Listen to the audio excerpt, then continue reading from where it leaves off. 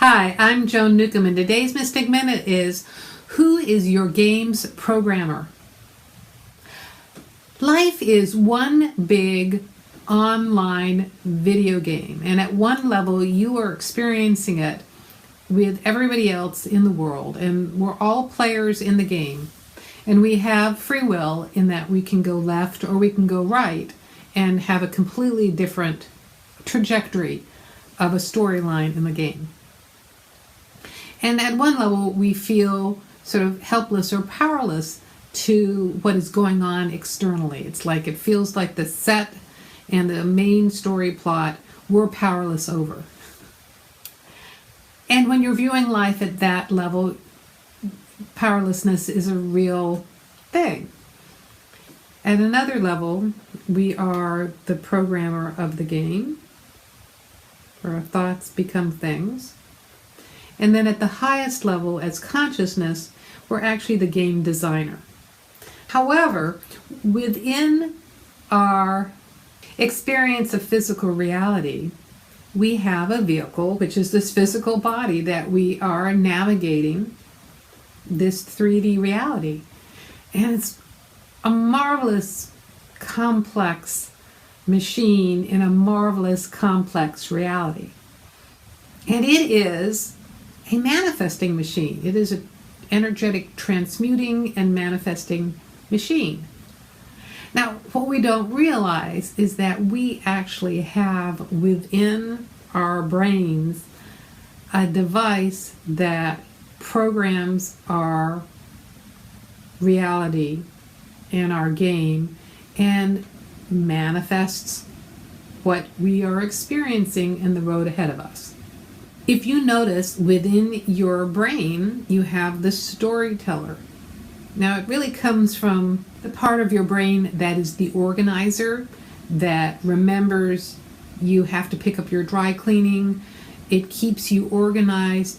It also stores all the rules and regulations of the world, starting from your mom telling you not to cross the street without holding her hand, up to you get good grades in school, but don't look on your neighbor's test sheet. Some of those rules are useful, some are not. It's no longer appropriate to stand on the street corner waiting for your mom to hold your hand if she died in 2013 and you're 57 years old. Just saying. And so many of us are just unconscious that we have this out of control Siri in our head telling stories all the time. And yet it's the stories that are creating our reality. If you really pay attention and notice and listen, it's like, oh my God. No wonder reality is just starting to look like a bizarre story plot during Sweeps Week for a fake reality show. Our storyteller is manifesting our reality for us. So what you do is tell yourself a different story. Take charge of this machine in your head. First by noticing that what it's spewing out is a compilation or really an amalgamation of all the various inputs you're getting, the memes you see on Facebook, the gossip you hear from your neighbor. All of that is gluing together and creating a reality that might not be very enjoyable and certainly isn't serving your higher needs, expressing your true purpose in the world, expressing your creativity, leading to a more joyous and happy life. Then we think, oh, the world outside is supposed to give us that happy life, or we can't be happy unless the world outside is looking to our specifications, where it all starts actually inside us and taking charge of the computer that's gone wacky because no one has. This does not mean going into blissful denial and telling it a skipping through the daisies, smelling the roses, airy-fairy reality that has no basis in the physical. Doesn't mean that you can't manifest some pretty amazing, miraculous things that didn't seem to have a basis in your current reality. But start by noticing that the stories that you've been telling yourself aren't true. And start telling yourself the truth. And how you get to the truth is appreciating what is. Life is not terrible. You're not going to hell in a handbasket. There are many, many things to be appreciative in your life. There's a lot of wealth and abundance, even if it's not reflecting in your checking account. You start there. And from there, it opens up to a greater sense of your ability to create and a greater appreciation for the never-ending creativity and abundance of the universe. Opens up to new possibilities, infinite choices out there, which you couldn't notice before because before we're just too caught up in the chaos and drama.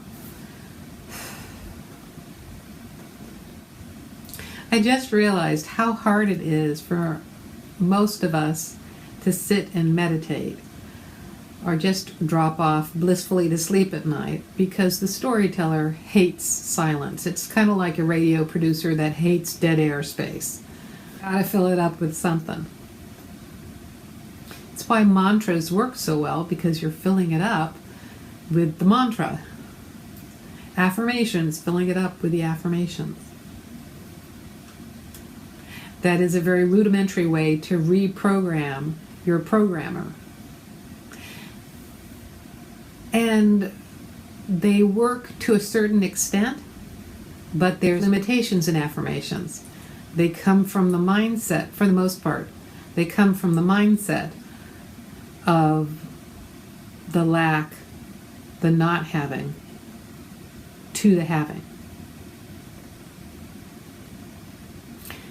So what gets manifested from that awareness always has a loophole. If you reshift your story to the wonder and abundance of all that is, it opens your awareness up to creating a reality that is beyond your imagination. You couldn't possibly have made this up in a good way. So play with this week. First notice what your prevalent thoughts are. Realize it's the programmer on your left side of your brain that has just been working 24/7, hasn't had a vacation in 57 years. Going overtime, spewing out its little version of Fox News or whatever is in your brain there. And shift it, fire it, reroute your neural pathways, open to the greater awareness that is in the world. Your life could shift instantaneously. So if you like these videos, you can subscribe to them on YouTube. You can sign up below to get them in your inbox. If you want to know more, go to my website, joan-newcomb.com. I host a weekly radio show and podcast called Conscious Conversations. I write a weekly blog and e-zine called Mystic Musings. I do conscious conversation meetups around the Puget Sound in Seattle, Bellevue, Tacoma, and University Place. I host monthly webinars for people who can't get to my meetups in person.